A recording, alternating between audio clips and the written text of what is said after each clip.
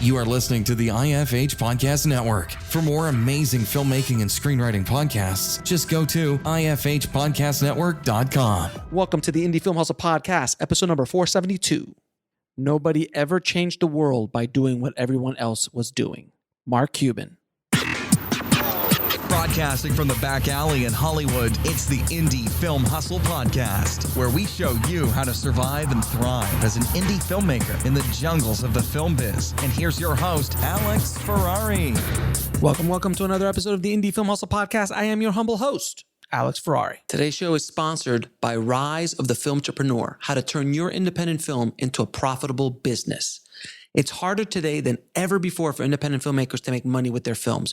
From predatory film distributors ripping them off to huckster film aggregators who prey upon them, the odds are stacked against the indie filmmaker. The old distribution model of making money with your film is broken, and there needs to be a change. The future of independent filmmaking is the entrepreneurial filmmaker or the filmtrepreneur. In Rise of the Filmtrepreneur, I break down how to actually make money with your film projects and show you how to turn your indie film into a profitable business. With case studies examining successes and failures, this book shows you the step-by-step method to turn your passion into a profitable career. If you're making a feature film, series, or any other kind of video content, the Filmtrepreneur method will set you up for success. The book is available in paperback, ebook, and of course, audiobook. If you want to order it, just head over to www.filmbizbook.com. That's filmbizbook.com. And today's show is also sponsored by the Heart Chart Screenwriting Masterclass taught by legendary screenwriter James V. Hart, the writer of Bram Stoker's Dracula, Hook, and Contact, to name a few. His unique story mapping system will teach you how to get your script ready for production and the marketplace. To gain instant access, head over to bulletproofscreenwriting.tv/heart chart. That's HART chart. Well, guys, today we have on the show Trevor Hawkins and Nathan Kincaid, the creative force behind the new film Lotawana. And what makes this film very interesting is they are the first independent film to ever sell an NFT, putting their film up as a non-fungible token. And if you've already heard my prior episode about NFTs, which is episode 471, you'll know what that is.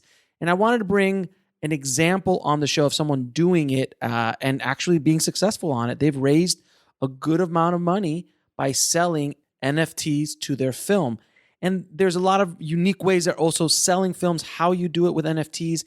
And I really wanted to do a deep dive into what they're doing and how they even got up there and started doing it in the first place. So if you've ever wanted to see a case study of NFTs in its early stages, in its infancy, it's kind of like being the first one on YouTube or the first video ever released on streaming or something along those lines. Sit back, relax, and enjoy my conversation with Trevor Hawkins and Nathan Kincaid. I'd like to welcome to the show Trevor Hawkins and Nathan Kincaid. Man, how you guys doing? Great, man. Thanks for having me. Oh, thanks. Awesome. I'm so happy to have you guys, man. It is you guys came on my radar a little while ago when I saw something about NFTs fly by, and I was like, wait a minute. I've heard of these NFTs. Some guy just sold an NFT for $70 million or some craziness. And I'm like, oh, wait a minute, there's some filmmakers being involved in this stuff. I'm like, let me check out what you did. And I saw some articles that were written about you in your film. And I was just like, well, if I gotta talk about that. I gotta get in there. So from the moment that we actually booked this to the moment that we're actually recording it, I, of course, have done obscene amounts of research into NFTs, Bitcoin, blockchain, and the whole ball of wax. I mean, I've seen every documentary ever made about these subject matters. Well, you might be more of an expert than we are at this point then. But you're interview you. But the thing is though, but you guys are in it. Like you guys are in the weeds on it. So like all I have is just knowledge, but you guys are like in the weeds doing stuff, and I want to see how it's working out for you and everything. So before we jump into NFTs, blockchain, and all these kind of buzzwords that everyone's hearing out there, how did both of you guys get into the business? I just picked up a camera in high school and started filming my friends skateboarding and wakeboarding. And I love the skateboarding and wakeboarding videos more than I like the actual sport. I fell in love with the art of it. And then in high school, I went to my buddy, his name's Brian Freeborn's house. And in 1 week, we watched in his parents' basement Requiem for a Dream, Donnie Darko, and A Clockwork Orange. And that just blew my mind. That's a heavy week. Is that a week? And I was just like... Yeah, in 1 week, and that was wasn't even really that familiar with cinema at that point, and so it obviously knocked my socks off, and I've been in love with it ever since, and I've been chasing it ever since. Wow, that's a heavy week, brother, man. That is a heavy week, man. How about you, Nathan? Yeah, I mean, in high school, kind of similar. I was a kid. I had a camcorder in the trunk of my Pontiac Grand Am. Nice. And well played, sir. Shooting. Well played. Yeah. I had to go to college. That was like a family stipulation. But here in Missouri, there was no film program. So I was a communication major. Felt like itches weren't getting scratched, cinematic itches. So I was shooting for the athletic department. I was up on a scissor lift filming football practices. I was under the hoop shooting basketball games.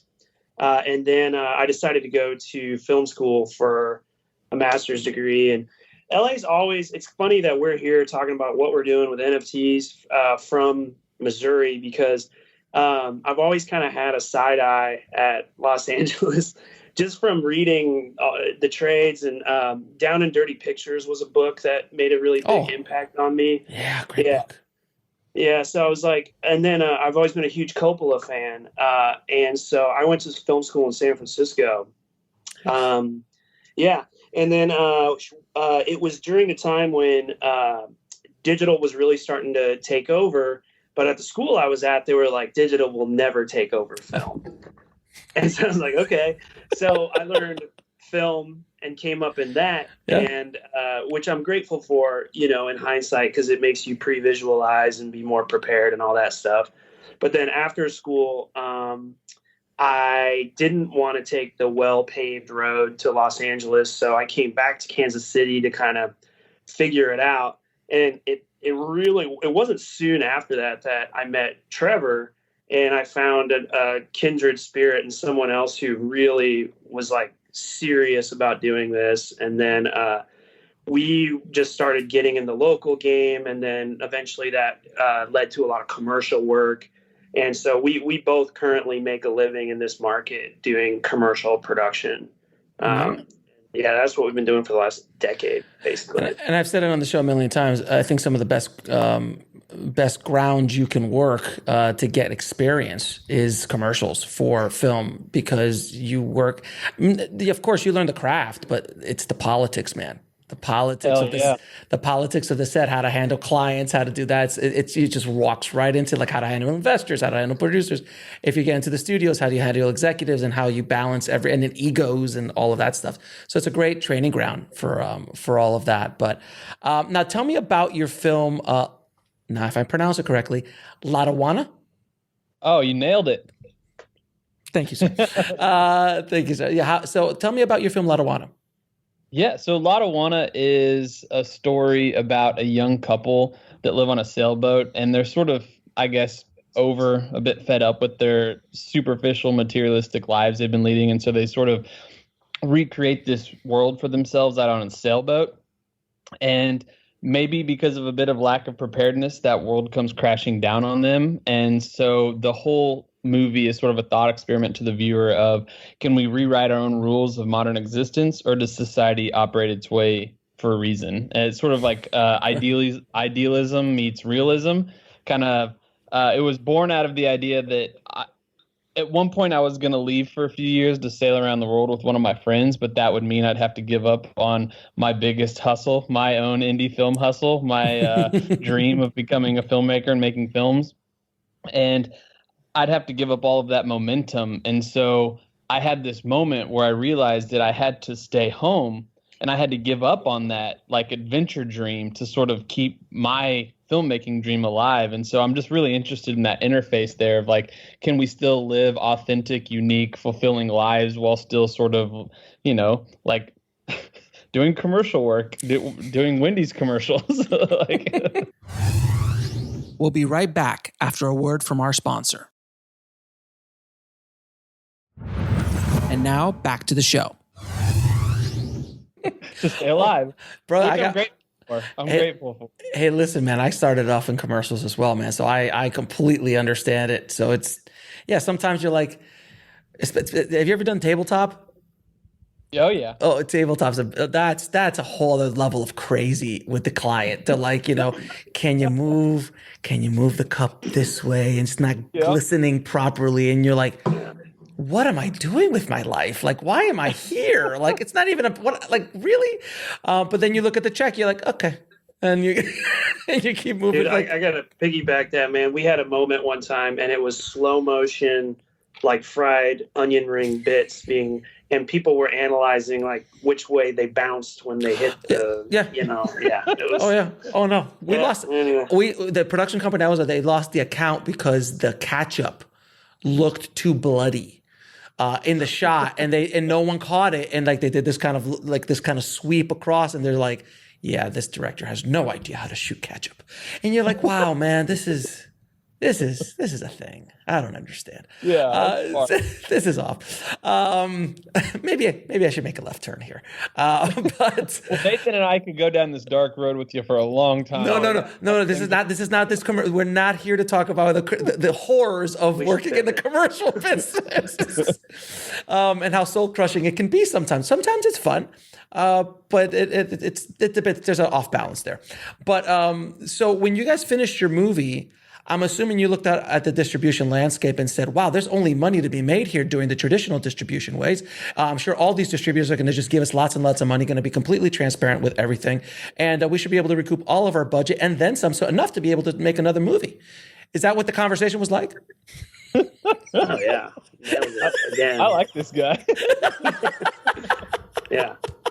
You look. We were just like, Trevor, we've got all these amazing offers. I guess we should just close our eyes and pick one.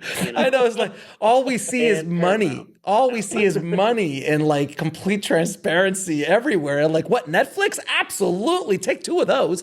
Like I joke about this for everyone who's listening. This is their first episode. I joke about this because it's the saddest situation that we have as filmmakers is to deal with getting our films out there. So when you looked at the landscape, and obviously it wasn't probably what you were looking for because last I checked, Brad Pitt doesn't star in your movie with Leonardo DiCaprio, right? So it's not yet. So it's a tough sell. I'm just looking at the movie from a trailer standpoint. It looks, by the way, stunning. It's gorgeous. It's beautifully shot. The story sounds fantastic. But in the marketplace, this is going to be, it's an interesting sell. It's an interesting sell to get it out there into the marketplace. So what made you guys that said, you know what, let's bet everything on going down a different road? You want to take it, Nathan? For everyone listening and not seeing their videos, both their faces froze for a second. Smiles came up on their faces, and they just said, "Oh, where do you want to go? You go. They're going to bite." Well, I mean, what we've been saying is, and everyone that's listening to this podcast is gonna, I think, align with this, and that is, we're in this crazy world now where it's easier to make a movie than it is to get anyone to see it, and it's just not the same as it was. Like there aren't the same barriers to entry that there would have been to get a film camera and to get film and to put a crew together that way. So basically, we've kind of had our own thematic journey as we've gone on making this movie, and we've always done everything. We've always taken every step of the way to think outside of the box. We've considered the traditional options everywhere we could. But we also step back and we're like, okay, well, because we're not a big machine, we have nimble opportunities to do things that larger budgets and entities wouldn't be able to have. So if you go all the way back to the beginning of the movie, we were entertaining some like pre-sale offers, but those were contingent on us getting, well, not Brad Pitt, but certainly marketable talent. Yeah. We would love to work with Brad, by the way, because we're all from Missouri. Hey, Brad, if you're listening, we're all willing to work with you, sir. I know it's tough out there for you right now, Brad, but if you're willing, any one of us will work with you. Bucket list, homie. Yeah.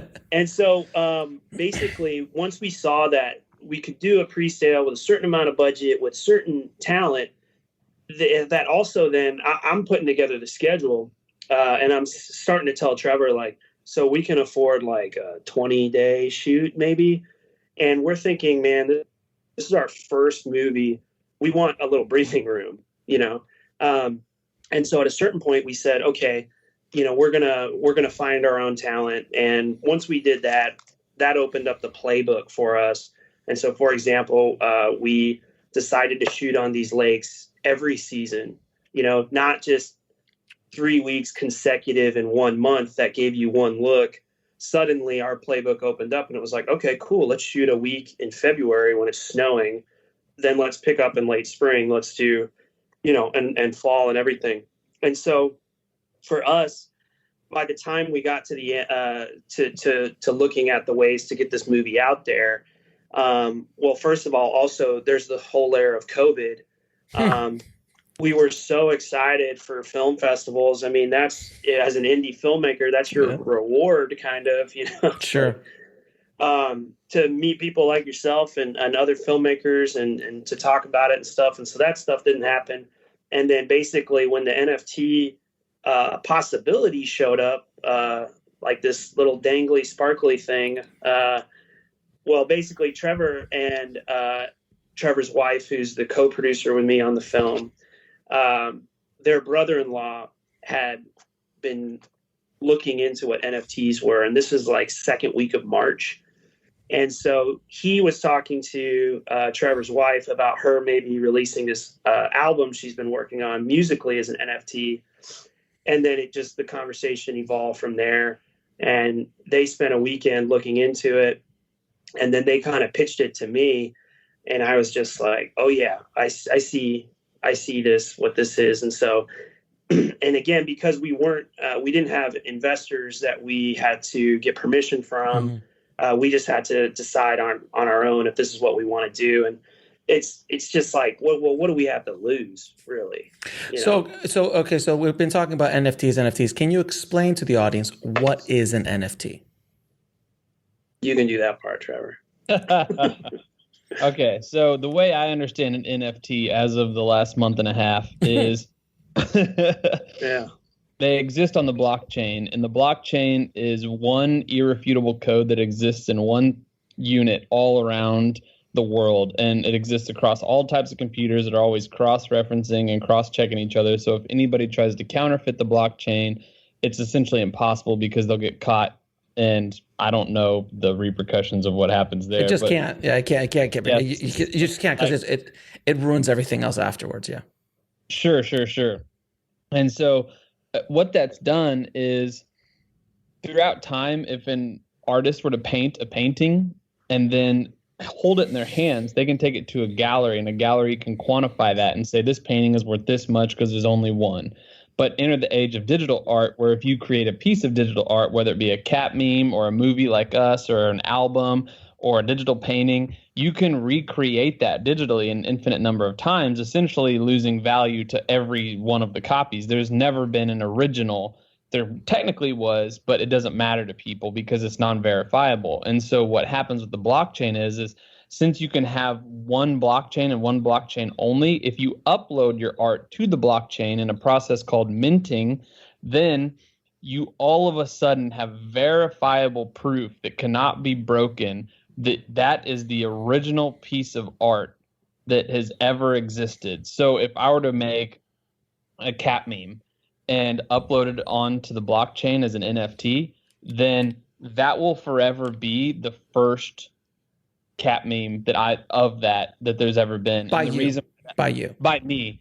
And then the reason why that has value is just like, why does anybody care about hanging original art in their house versus just a replica? Everybody feels the value of the authenticity there. And so for the first time ever, digital art has had an authentication process of originality. And so that's why this whole thing is sort of stormed and flared up as all these digital artists are running into this space. And we've been really lucky because we, like Nathan said, when this whole thing kind of exploded, we were standing there with the recently completed indie film in our hands. We'll be right back after a word from our sponsor. And now back to the show. And nobody had done this with an indie film yet. And so we just kind of took the plunge. Like Nathan said, we weren't beholden to anybody. I actually mortgaged my house to make the movie. And so we own the movie outright, Nathan, myself, and my wife, Corey. And so we didn't have to ask permission to anybody. And we just threw it up as an NFT. And we have a few different NFTs available. Some of them are copyright NFTs. We have a collection of those where if anybody purchases one of our copyright NFTs, they will actually become one of the shareholders of the theatrical cut of our movie and join in with decision making and profit sharing and everything that goes with owning a cut of an indie film. And then we have a world premiere NFT, which we're really excited about as well, that if anybody purchases one of these world premiere NFTs, then they're going to be the first people on the planet to watch the world premiere of this movie. Like Nathan was saying, we don't have festivals right now with COVID, and the ones that we've been accepted to have all said they're just doing a digital thing, and we haven't been stoked about that. And so this is essentially our festival run, as Nathan's been saying. And what's kind of cool about it is that forever world premieres have been a localized thing in a physical city with physical people going into physical theater. And now anyone from around the world could join our world premiere. We're also offering a couple other smaller NFTs, just entry-level things like frame grabs of the movie. And we've got a list a mile long of drops that we plan on doing here in the near future.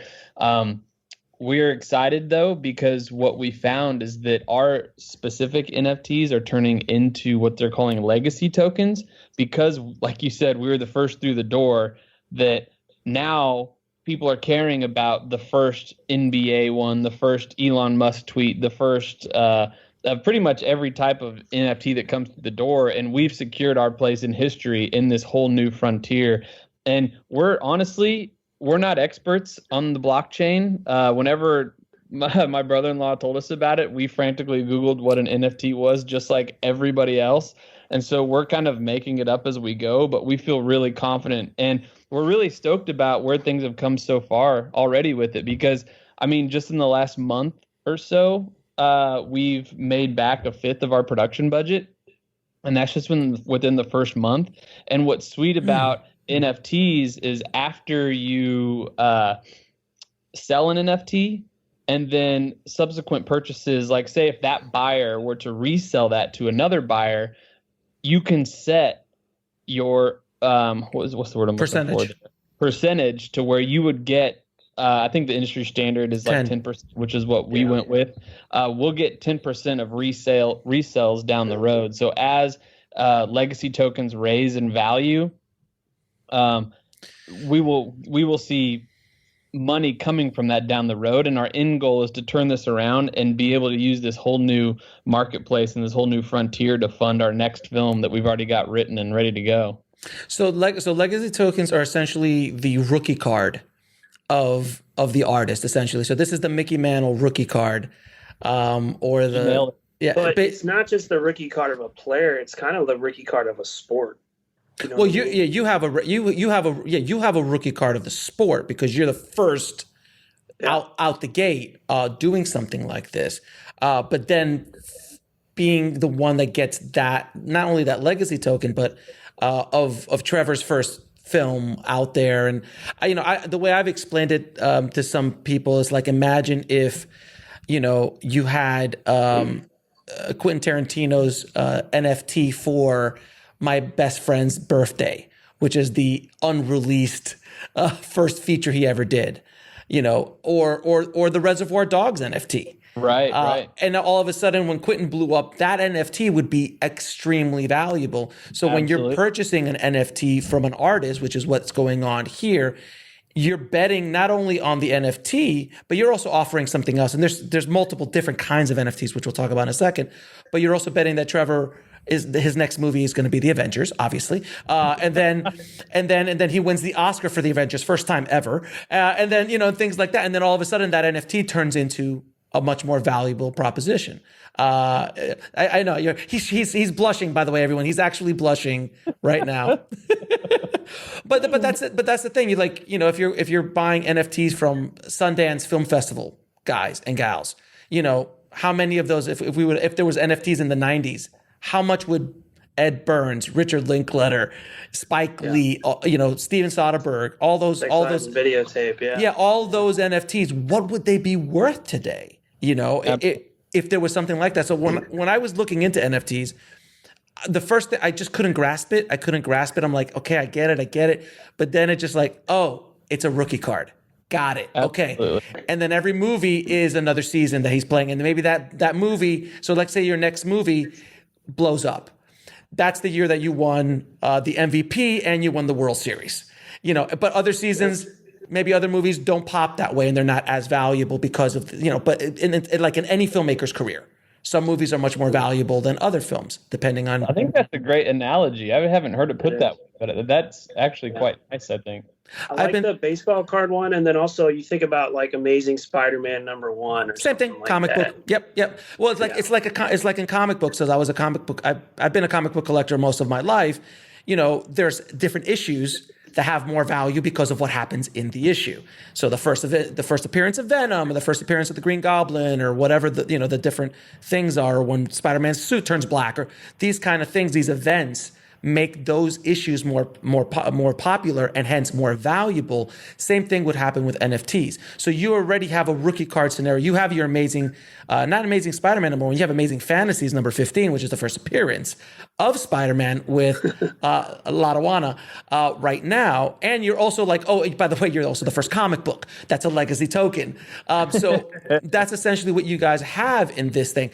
And then as your careers continue to grow, the value of this, not only from the point of view of being the first comic book and the first appearance of Trevor as a filmmaker and as a creator or the creative creator behind this, and forgive me if there's other creators, I'm just using you as an example, Trevor, behind this, but then the value goes up. But then sometimes you might have a 1941, like Spielberg did. He has Jaws, Close Encounters, 1941.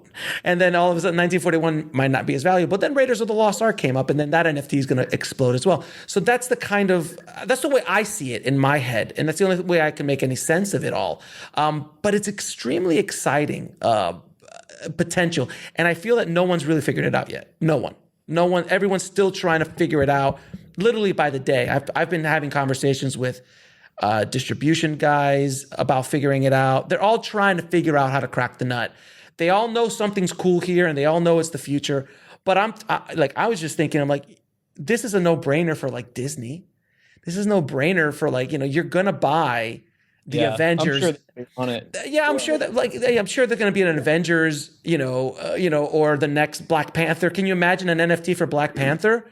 After Chadwick unfortunately passed, like the value of that's like, oh my God, how much? I mean, and even before his passing, just the explosion of what that movie was. Imagine if there was an NFT for that. Or I think the NBA guys have been doing it the best, the Top Shot guys. I mean, we've been fortunate enough to talk to some like development companies in the NFT world right now, and they're talking exactly like you. The actual people writing the code and developing this world right now are saying to themselves that we don't know where this is going to go. We don't know if we're going to be the ones. Right now, all these tech companies are rushing in like the gold rush of 19,049,000, whatever year that was, 1490, whatever. Right. But right now, no one knows what's going to happen. It's a brave new world, and we're lucky enough to be the first ones out of the gate in the entire film industry. That's insane, man. That's absolutely insane. Now with NFT, so there's different kinds of NFTs. So you actually are selling basically points, essentially. You're selling like points of the film through distribution. And is it only for the theatrical run or is it for all of the distribution of your film? Because I know Kevin Smith is releasing his next movie and giving like literally just selling and auctioning off his entire distribution rights to his film. So what is yours? So we have a few different types of NFTs, and just how we kind of took a note from when we were researching, we kind of took a note from Kings of Leon when they released their album, and Grimes and a few other folks when they released their music. You also get these bonus things with them. And so we kind of took a note from their style. And in addition to the NFT itself, the NFT is literally only a chunk of code on the blockchain. We'll be right back after a word from our sponsor. And now back to the show. So if you buy a normal NFT, that's really all you're getting. You don't own the copyright to the piece of art. You don't own copyright to anything else. But with us, if you buy one of our copyright NFTs, then the bonus you get with that is an actual share of the theatrical cut of the movie. And so you would own that cut of the film. So wherever that theatrical cut goes off and lives in the world, you would own a part of that and be entitled to any profits to that. The counterintuitive part is that the value of what you're purchasing in the NFT is really just the NFT itself. Because as everybody knows, becoming an investor and owner in an indie film has never been a get-rich-quick scheme. And really quickly, how do you make $1 million? How do you make $1 million in the film industry? You start off with $1 billion. Oh, yeah. Exactly. And so the day, if and when Lotawana turns a profit, then absolutely all of our shareholders who have purchased these NFTs will be entitled to that. But really the value and the cool piece of this whole bit is just owning that NFT itself. And then, and like I said, in the other collection that we've got is the world premiere. The bonus you get with that world premiere NFT is that you'll be the first person to ever watch that movie in the public world premiere of Lotawana. So that's kind of like a ticket stub. The NFT is really the ticket stub, and along with that ticket stub, you get to go to the event. Now, do you actually? All right, so you don't actually put the entire movie up on OpenSea, which is the platform that you guys chose to use. It's not like the whole movie is up there somewhere for someone to watch. You're actually just selling rights at this point. So you're selling rights or access to the film in one way, shape, or form. Like, and because you're buying it on the blockchain or you're buying an NFT, it's there and it's yours, and you can't get rid of it, and it's done. But there's other ways of going about it. So you're selling distribution, basically selling points to points and event, points, basically points and world premiere. So you're selling like a couple of different things, but you could also sell it as an art piece. So you could say there is 100 limited edition NFTs of Lotawana as an art piece that you can sell. And there's only going to be 100 ever. So they're like limited edition prints of the film, and there's only 100 of them. So if you had, again, going back to that analogy, El Mariachi, the only one of your number, you have one of 100 El Mariachi NFTs, what would that be worth today? So that's another possibility in selling it more as an artwork thing. But there's the other possibility of selling distribution rights. And also there's another possibility of raising funds for your film. So crowdsourcing and crowdfunding through it as well. You've heard of that as well?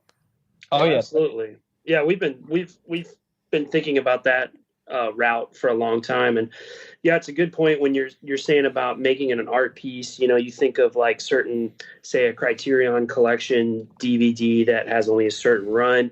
And we thought about all that. So you have to remember when we were getting this thing minted on March 16th, and we're trying to move fast because we don't know who else is out there trying to do this, right? So you're really quickly trying to decide what we want to do. And we quickly decided that we wanted to put this real world value on it as well. But we then saw an opportunity, and this is where it gets exciting because this is an experiment as well. So when we made the copyright NFT, that opens up this kind of thought process. This, you've opened a new organic road of thinking here. And so now we're like, okay, so what happens when we get an offer for distribution? Do we then, and where we're getting now and working with lawyers on making real is like, then do those copyright NFT holders go to a password protected site and they get to see the deal points and they get to vote as that sounds fun. That sounds fantastic. Yeah. Right. And so I know I went to film school. I know there's a lot of film school people out there that don't get to be involved in these kind of conversations, and they'd love to be, and it could be, it's exciting. So it is exciting, but also I think you're, and this is again, being the first one through the door, you're the one that gets shot, or first one over the hill, you get the arrows in your back. The thing is that you're living in the NFT, and the rights are in the NFT, but you're still dealing in the real world, in like the legacy world of distribution and the legacy world of how money is made and everything like that. If the entire system was on blockchain, if everything worked on blockchain, then it would be all automatic. It'd be an automatic payment system, so you wouldn't even have to worry about it. We'd be doing smart contracts, essentially. Well, we have a digital strategist who actually probably should be on this call with us, but he's much more knowledgeable about this whole space, and he's telling us about platforms that already exist that you can just sort of throw Lotawana as a project onto and then divvy up all this stuff. We actually have plans of releasing the film Lotawana properly to the entire world to view later this year, like fall, winter time. And as Nathan said in the beginning, we had offers that we weren't stoked about for pre-sales and initial financing, and then we decided to go our own route. We had our own production struggles that those are stories all in themselves that we had to overcome. And then after the movie's completed, we had distribution offers that we weren't that stoked about as well. Can you tell me what those were? I love hearing these fantastic offers.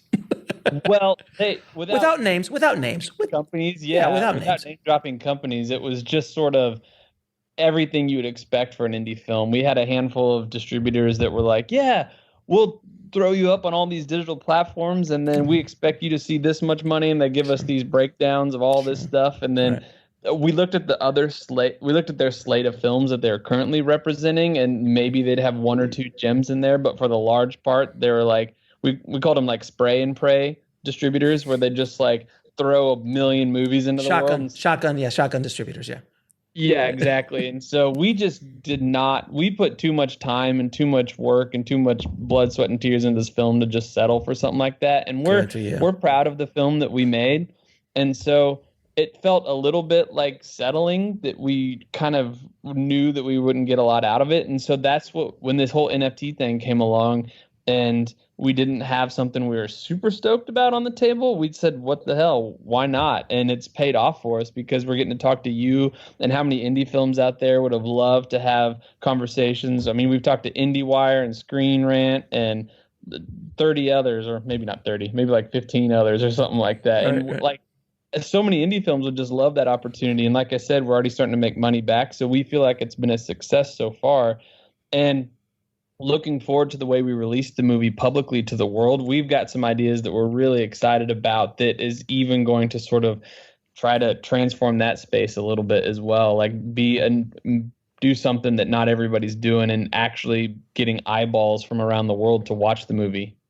That's awesome, man. It's such an exciting thing. And one thing that we kind of talked about, but I want everyone listening to understand, is that with NFTs, that 10% that you're talking about that you've set in the NFT, that, if someone resells it, that's revolutionary for an artist. That's an absolutely revolutionary idea, because if Van Gogh paints a Van Gogh and gives it to a gallery and the gallery pays $500 for it, then Van Gogh dies and everyone thinks that he's a millionaire. Or if he doesn't die, he's still alive and everyone thinks, oh my God, this guy's amazing. They could go off and sell that for $60 million and the artist gets nothing. Not a cent. But with NFTs, the artist continues to generate revenue with every resale. So if the artist becomes more popular, if the artist becomes more expensive, the artist is continuously getting a passive revenue stream for the rest of his life. And I'm not even sure if it continues to go on and on, for eternity, essentially. Yeah. Absolutely right. Just how Macklemore and Sturgill Simpson, when they first started releasing their own music, they kept it. They didn't want to go through the label system because of how many people had their hands in the honeypot. And they decided, hey, with this new digital world and new emerging technologies, why don't we just do it ourselves this way? And they're better off for it. And so now that the film industry has kind of taken a note from the music industry in a lot of different ways. We're really kind of letting ourselves be the guinea pigs for all these new avenues of the film industry. Yeah, I mean, it's pretty brave what you guys are doing. I mean, because looking at the film, I don't know what your budget was, but looking at the film, it doesn't look like it was done for $5. I mean, it looks like it cost a minute.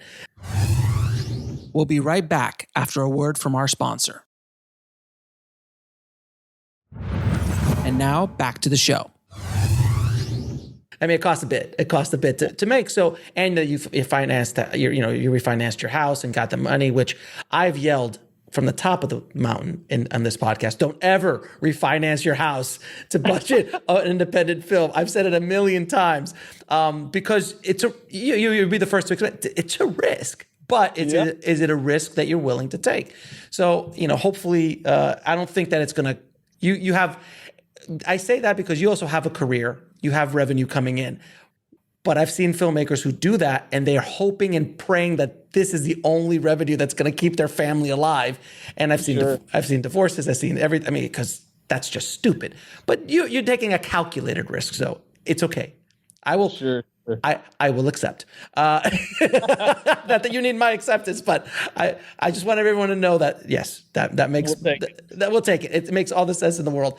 Now, one other thing that you were doing with NFTs is you started putting out stills from your film as I'm assuming art pieces. Those are being treated as art pieces? Yeah, so each still that we put out 20 so far. When we first listed it, they were about $5 a pop, but Ethereum's gone up a little bit, so they might be around 10 now. I don't know. 10, 12, those yeah, sure. And those are just meant to be just little art pieces, entry-level things that if people are excited about what we're doing, they can jump in and buy some of those as well. Over half of them have already been bought. There's only 9 of them left. So, and you're only doing one at a time. There's only one NFT per still. Exactly. So, and we released 20 stills from the movie that we're stoked about, and I think 11 of them have sold. So, and I'm not even sure if anybody's even relisted them for sale yet. So those are digital art piece collectibles that people are already owning, and they will always and forever be the NFT owners of that. And there'll never be any more. Those are sort of like one-off things. That's so awesome. Like, I can't believe that you've actually, that's like, I don't mean to say, I'm like, I can't believe that's working. Like, like I can't believe it, but it makes sense. I mean, if you're into this and if you're really excited about doing it, it makes all the sense in the world. And you are, it's just everyone listening, you have to understand the potential here is massive for the right project, for people who know what they're doing, how they do it. It's not going to be perfect for everybody, but it's another potential revenue stream. Even if you go traditionally, you can still do NFTs. And I'm already hearing the distributors are adding that into the contracts now. I'm like, this includes NFTs. You can't, we own everything. Yeah, absolutely. The music industry is being flipped upside down right now in real time from this. And there's music companies out there that are trying to be the next big Spotify for the blockchain world. And everything's changing in real time because it's sort of a user-generated space where you can be the owners of all of your content. As where Spotify has been, I don't really have a dog in this race, but Spotify rips off musicians. Oh, absolutely, absolutely. Yeah, they don't pay what they should be paying for all of their plays, and artists are getting tired of that. And so entered blockchain and all these new technologies, and people are running over there. And just like streaming upset the world of like CDs and traditional music purchasing, now the blockchain is upsetting the existing streaming paradigm. And the film industry forever has had an existing physical DVD, VHS paradigm that got disrupted by streaming. And now the film industry will probably take a note from the music industry, as it usually does, and the blockchain and all of these new interfaces could be next. And like I said, we just happen to be the first out of the gate. I mean, yeah, like with NBA Top Shots, I mean, those guys jumped on so quickly and they're doing so well with those NFTs. I mean, and they're the first kind of major organization to really take it seriously. Sure. But which is a no-brainer. Like it's a sports card, but you're buying highlights. You're buying, imagine if you're buying a Michael Jordan highlight, like you own that highlight. Like that's pretty cool. That's a pretty cool idea. So if you owned El Mariachi, as an art piece, pretty cool bragging rights, man. I gotta say, like, you know, like, absolutely. And like people listening, like I got Lotawana's, you know, NFT. Like I bought the first independent film ever put out on NFT. That's bragging rights, and that's the same reason why you buy an original and put it up on the wall, as opposed to buying a poster. 100%. Right. Now you also chose. I was going to ask you about gas. Is it gassing or gas fees? Gas fees, yeah. So explain to the people, like if OpenSea is the platform you're using, they're arguably one of the biggest platforms for NFTs, right? Yeah. So explain what a gas fee is, and what was your gas fee to put this stuff up, if you don't mind me asking.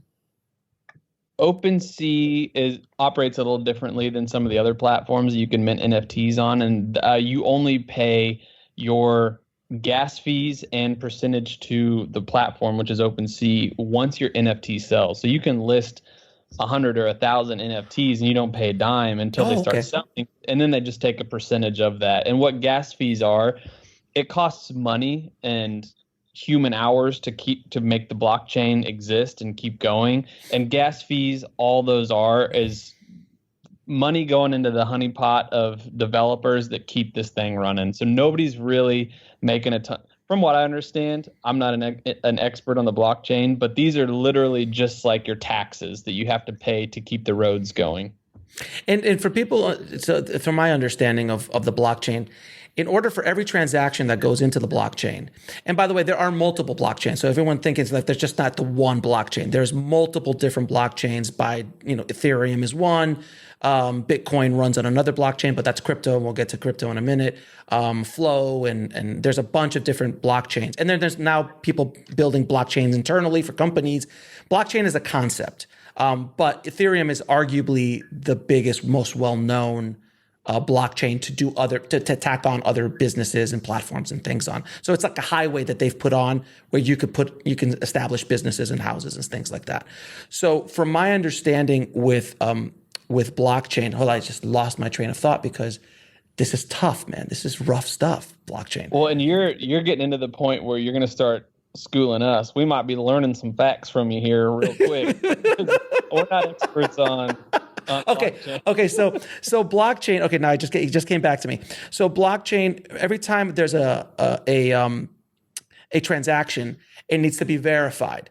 And by the people who verify it are miners, people outside that are all around the world trying to break down the complicated math calculations to verify that thing and put it into the blockchain. And there's so many transactions that go into one block before it goes back on the chain. And this is all being done completely decentralized, without anyone. Those gas fees, and the way why miners do that is because they get paid. And how do they get paid is generally with crypto. So if they're on the Ethereum, they get a little bit of Ethereum crypto per transaction that they break. And then everyone is racing to be the first to break that or to calculate that with their computing power, so they get the money. So there's 1,000 people millions of people trying to be the first to do the math. That's why you need bigger and bigger computers, faster and faster internet, more and more power, and that's how this whole thing goes. So with Bitcoin,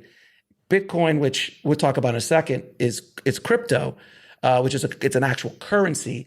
Every transaction that happens on that is a bit slower because it's getting tougher and tougher to break these codes because there's a limited amount of Bitcoin ever that's going to be mined. Where Ethereum, there is not.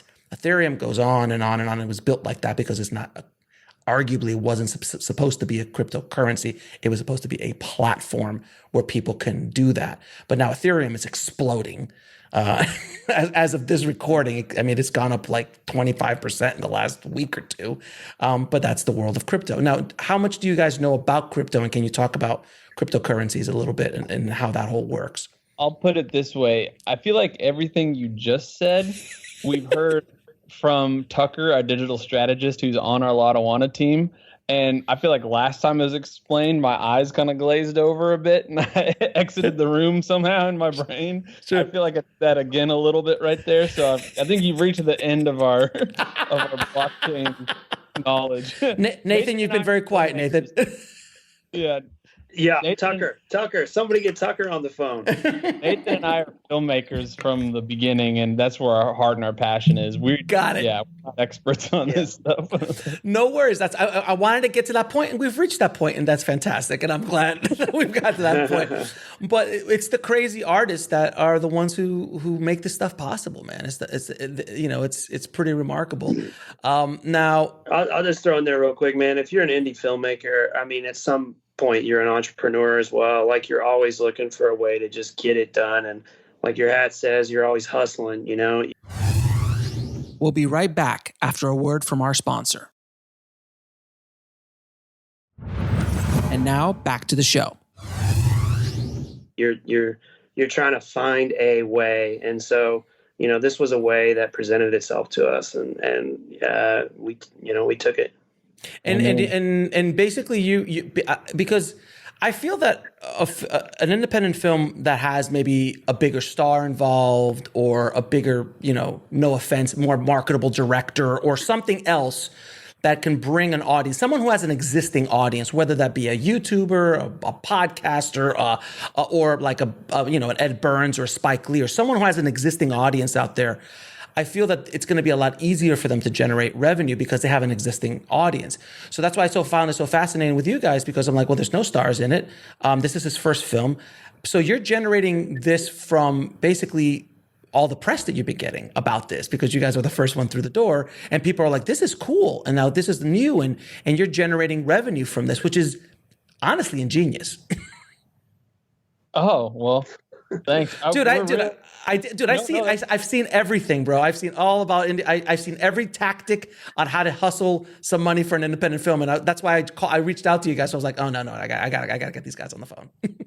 Yeah, I mean, we're never in a million years would we have thought this is what a majority of our conversations would be about when Lotawana started getting attention. And we're actually really excited. We believe in the film itself, and we're really excited to have conversations about the actual movie whenever we do release it later this year. Yeah. But yeah, we'll take all of it we can get right now. It's just we're so lucky that we even found ourselves in this situation. Right Alex, place. you can see right so many examples in the past, though. Like, even when Morgan Spurlock did Super Size Me, they got these like fat Ronald McDonald dolls and were handing them out at Sundance. Mm-hmm. And that got people to see the movie. And then they said, oh, that's a good movie. So, we're not just a gimmick, but, again, this market is so oversaturated. If you can find a way or think of a way to get through the fray, then if you're really an indie filmmaker, you have to think of something. You got to find a way. Oh, there's no question about it, man. I mean, that's the thing. You've got a quality product, man. Look, if I would have seen the movie, honestly, I'll be straight up with you guys. I read the stories and I read the articles, but if I checked the trailer out, and when I looked at the trailer, if it was like some sort of garbage thing shot on like, a VHS camera or some stuff, and if it would have been like that, I would be like, no, I can't have him on the show. There's a quality product here. Just from, dude, I see so much, man. I talk to independent filmmakers on a daily basis. I'm sent everything every day. So I see so much stuff coming through. So when anything like this comes through in front of my radar, I can see quality. So I'm like, okay, these are filmmakers. They know the craft. They can put something together that looks really good. So I knew there was quality there, but trust me, man, if this was like a garbage thing, I would have not had you guys on the show. I'd be like, look, I'll find another way to talk about NFTs, but there's a quality movie here. So it's not a gimmick, because that would have been a gimmick. Like, if a trauma film does this, which I'm sure Lloyd will be doing this any moment now. But if a trauma film makes something like this, which are those like Toxic Avenger films, which he should, because they're going to sell out. But a Trauma-esque film that didn't have the cachet that Trauma does, I would have been like, no, not so much. But this is quality, man. From the poster to the trailer to the website. No, you guys have a solid presentation of a film, and I don't take that very lightly, because most independent films have absolutely no idea how to present themselves, how to market themselves, how to get themselves out there. So that's another reason why I wanted to get you guys on the show. Well, that means a lot, man, especially since you live and breathe this world. That means a lot. That's huge. It's Nathan and I have been hitting our heads together for long enough now because, I mean, we are proud of the film we made, and I mean, we'll see what the world thinks of it. We're really excited to hear the goods with the bads, but I mean, we're not famous. Nathan and I aren't famous. Our actor and actress aren't famous, and we did make a drama that is pretty not by the books. And when we were starting out, we thought we wanted to do something different, but really what happens is this double-edged sword where you kind of get penalized when you're in our situation because we're not famous. If we were famous doing something different, people would eat it up instantly. Or if we had a top, like an A-list star in our movie, then people go to see it in a heartbeat. But since we don't have any of that stuff along with the ride, we've got to come up with something crazy like NFTs just to get people to even look at it. Right. No, absolutely. And that's the problem with the marketplace today. Like, and you've honestly, Nathan, you said it so beautifully at the beginning of this conversation. It's like, there is no barrier to entry to make a movie now. Anyone can make a feature film. You just cobble together basic understanding of how to craft a film. It's not hard to do. I mean, look, it is. It is hard to craft a good film. We all know that. But the technical aspects of making it, it's not, the cost is not there anymore. Like you could, like my last couple movies I made for under 10 grand each, and they were sold around the world and gone on Hulu and all this kind of stuff. But those were those kind of stories, those kind of movies. But now it's about getting it seen. So, and what are film schools still teaching? They're still teaching you how to make a movie. I don't know, but yeah, I mean, now all the information I got worth $50,000 in debt, you can find online. So listen, I was $20,000 in debt. I graduated in 90 something. So and the best two things I learned in film school is how to wrap cable. And because that's an art form, how to wrap cable properly and how to make a good cup of coffee. And that got me my first few jobs. Other than that, my post teacher said, they'll never edit broadcast quality on a computer, ever. That's what he said. I remember that so clearly in my head. I was like, wow, okay. And I learned on film too. And on online systems like the CMX 3600. I know you. How old? You guys are younger. You're much younger than me. So I'm like probably talking gibberish to you. But like the online tape to tape, and all that kind of stuff is what I learned on. And the first Avid I jumped on was when it was called Media Composer, and it was like 260 by 260 or some shit. Like it was like resolution was horrible. Casablanca type stuff. No, when we mean Casablanca, we used to have this editing machine in my broadcasting class in high school called a Casablanca, and it was like a VHS to VHS editing machine. I don't even know how it worked. Yeah, we had that too. That was one of the original like non-linear editing systems. But then I had that in high school, and then I went to undergrad, then I went to grad, and they still had flatbeds in the basement. Yeah. And they were like cutting for real. And then the digital technology was, I remember like things like P2 cards and like the media just kept changing every other year. And it was like, I was like, man, I don't want to spend my time trying to keep up with what the fastest memory card is. Like, so I just went all in on the film and studying the classics and studying the industry and stuff like that. Stuff that wouldn't change, you know. The lenses change so fast. The cameras change so like now like 8K or what is it, 10K or 12K. It's obscene what's going on right now. And it's like when I'm ready to shoot something, I'm like, all right, what's going on? What do we got? All right, we'll pick that. And the only thing you should invest in ever is lenses, because that doesn't change. You still need good glass, no matter what the sensor is behind it. I mean, all you need is glass. And I love vintage personally. I love the nice vintage glass. And I'll geek out for you guys if you're into glass. My last film I shot with a Canoptic 5.8 wide is the little brother to the 9.8. Which Kubrick shot Clockwork Orange and Shining with, all those wide shots that they don't fisheye. Wow. I got it. I put it on the 16 millimeter sensor of the Blackmagic Pocket, the first Blackmagic Pocket, and I shot a movie with it. It was great. It's fantastic. Wow. I'm a little jealous of that. I shot Lotawana it was self-financed, self-shot, everything, and all we could afford was Canon L series glass on the EF mount, and that's what we shot Lotawana on. Dude, all my stuff's on the EF mount. EF mount or a 4/3 micro 4/3. Oh yeah, it's fine, dude. It's fine. I shot my last 2 features were on the Sigma 18-35 portrait lens, which is a fantastic lens. It looks gorgeous and it's fine, dude. It's fine. People get all caught up with that stuff. And at the end of the day, imagine this conversation we're having right now, right? And then when there's arguments in production, like, no, we need this camera, we need this lens, we need this. But when it's done, they're like, now what? Now what? Right. Where do I go? I've got a sculptor friend of mine who says it so well. He says that the best painters, the best sculptors in the world can break a twig off of a tree and make a better piece than everybody that's got all the finest toolkits available. We'll be right back after a word from our sponsor.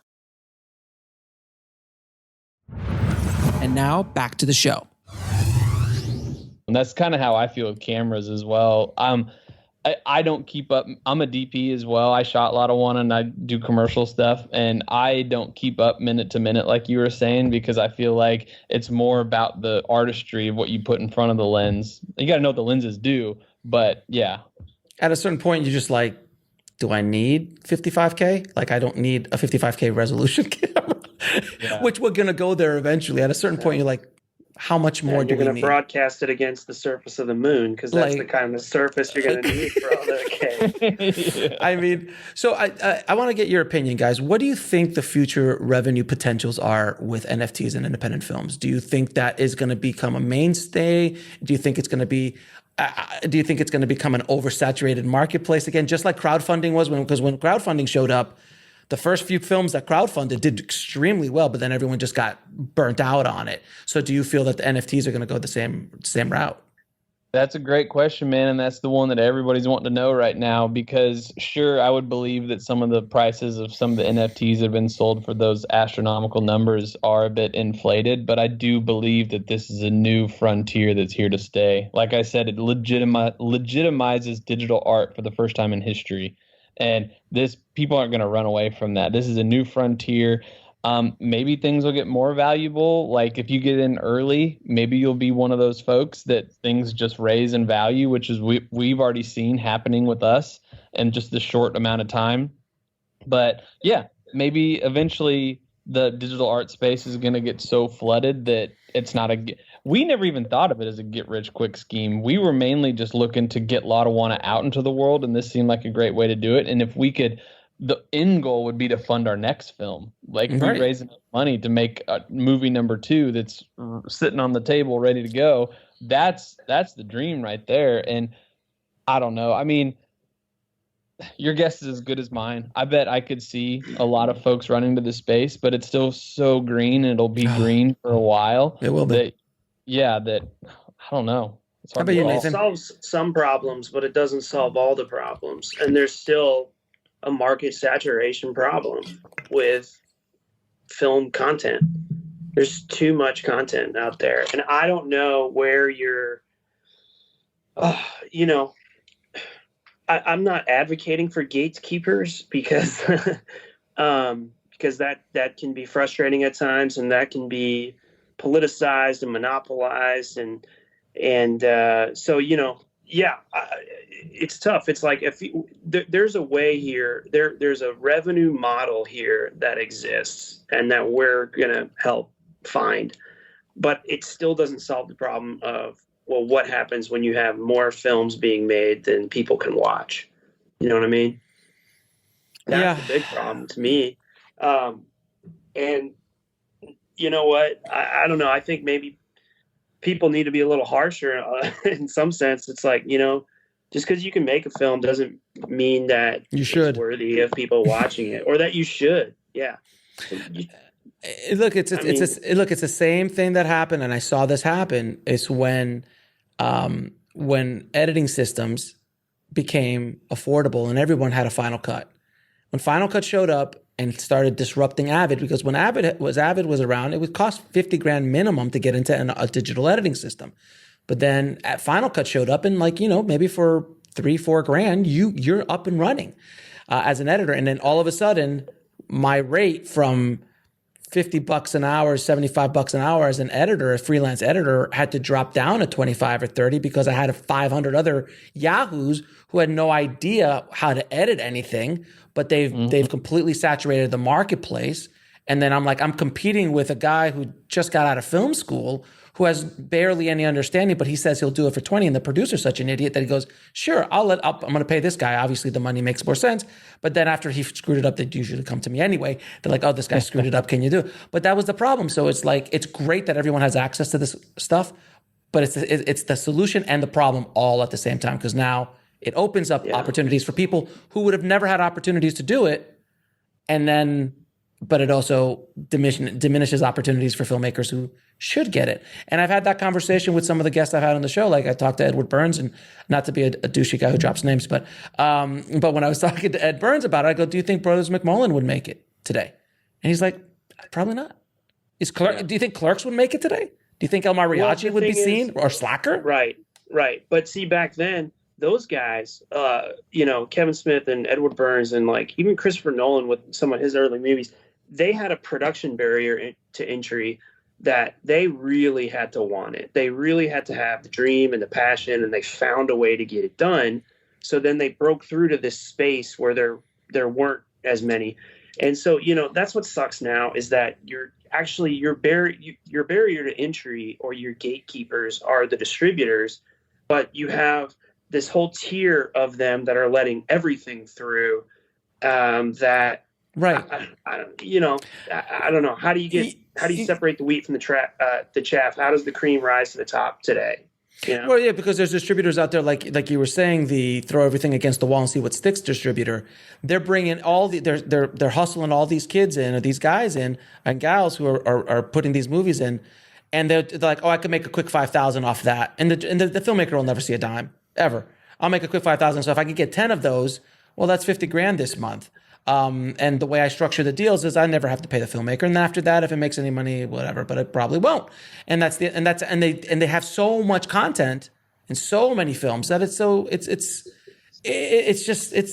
a tough, man. This is a tough nut to crack, brothers. I mean, this is a tough nut to crack. Maybe it's tastemakers. Maybe it's going back to the 70s when you had a Pauline Kael or something like that. Or Roger Ebert. Yeah, exactly. Roger was doing an amazing job. So maybe it's Alex Ferrari. He's got to get in there and tell us what to watch. Yeah, I'm not that guy. But the point is, though, that there has to be something, and there are. I mean, look, Criterion Collection does a fantastic job, and A24 does a fantastic job. But look at A24 slate. They do one movie a month, if that, a year. They're the Sundance of distribution at this point. If you're lucky enough to get picked up by A24, you're going to get seen. And people are now watching an A24 film because it's A24. It was like Miramax back in the day. Like, oh, Miramax released it. Must be pretty decent if that's being released. I don't know if that world exists anymore, man. I just don't. I think it's just too many streaming services, too many options. I think the next frontier for filmmakers is not only to be able to make a good movie, but you need an audience. You need an audience that follows you from film to film. And that is the next frontier, because filmmakers who are successful are the ones who cultivate audiences, and then also figure out how to generate revenues from multiple revenue streams, which is why I wrote my book and all that stuff about being a film entrepreneur, about creating multiple revenue streams. And NFTs are such a great alternative revenue stream that could be potential. And again, you could arguably crowdfund your movie on NFT, sell distribution rights on an NFT, and also sell art pieces on NFTs. And those are three revenue streams that are completely outside the system to make your movie. That's what we're trying to do. We're trying to be the case study that can recoup our production costs and turn that around and start funding the next film in real time. That's our end goal with this whole space in the NFT world. That's awesome, man. Well, I'm going to ask you a few questions, guys. I ask all my guests. What advice would you give a filmmaker trying to break into the business today? I know. You want to go first? I know what I would say. Go for it. Love what you do, because to me, there's a big difference between wanting to make good movies and wanting to be the person that's the filmmaker. There's an artist there on one side of it, and then there's kind of like a character type on the other side. And I've, in my own personal career, I've never really said this publicly anywhere, so I hope this isn't offensive to anybody, but I've met people that I can tell they don't really care what the movie is they're making. They just want to be the filmmaker. They want to be the person in the chair. They want to be they just want to be that person. And I think that the real value that anybody's going to get out of this career, this industry, is going to be what they create at the end of the day. My wife is a musician, and she's so self-conscious about, oh, what if nobody likes this album when it's getting ready to come out? And I'm like, I don't care if nobody ever hears this album except you and I. We'll be right back after a word from our sponsor. And now back to the show. Because at the end of the day, when you're 70 years old, all that matters is how you feel about that album. Her entry level to play the game of writing music is a lot lower than making a film. Yeah. That's why we all have to play this.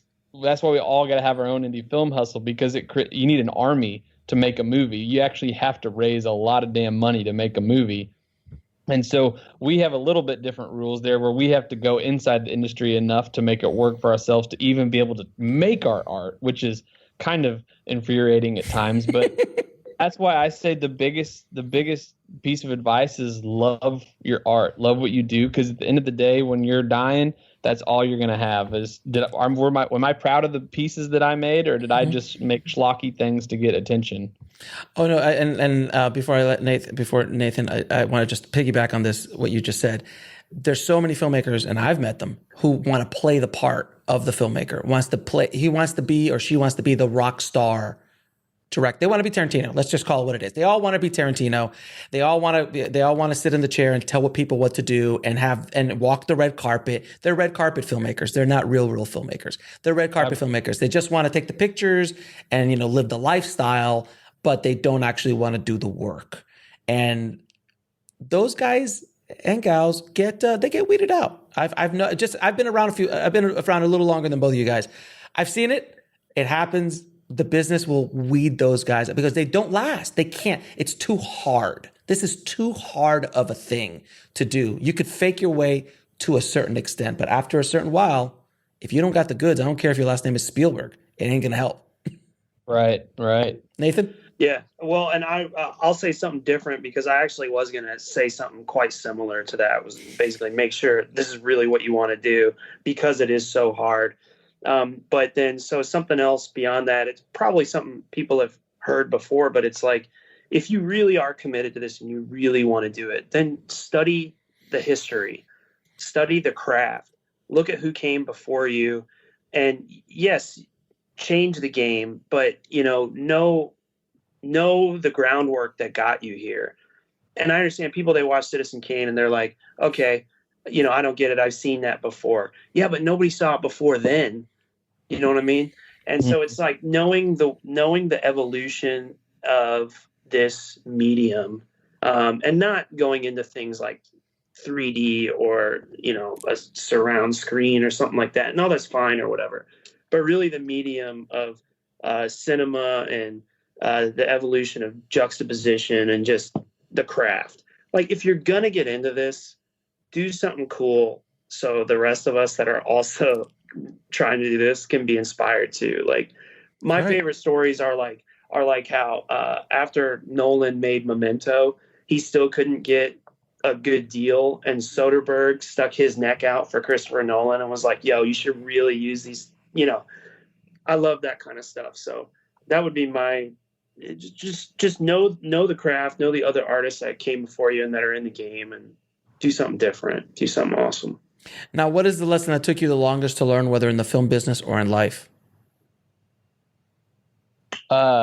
Trust your team. That was a big one for me. Whenever I was always a one-man show, and then Lotawana came on, and when we'd made Lotawana, I had a crew of 10, and I was just so in the mindset of I had to do everything, and Nathan was constantly reminding me, no, delegate it, man. Let me do this. Let Corey do that. Let Like that was a big lesson for me to learn. And then most recently, the lesson I just learned was lean into yourself, which is a weird thing to say because when I wrote Lotawana, it was kind of a love letter to Terrence Malick movies. And I live in a rural lake town. I'm at the real life Lake Lotawana right now. And I didn't think that would be something viable to be appealing to, like the rural lake town, the rural America vibe would be that appealing to a lot of people in the film industry.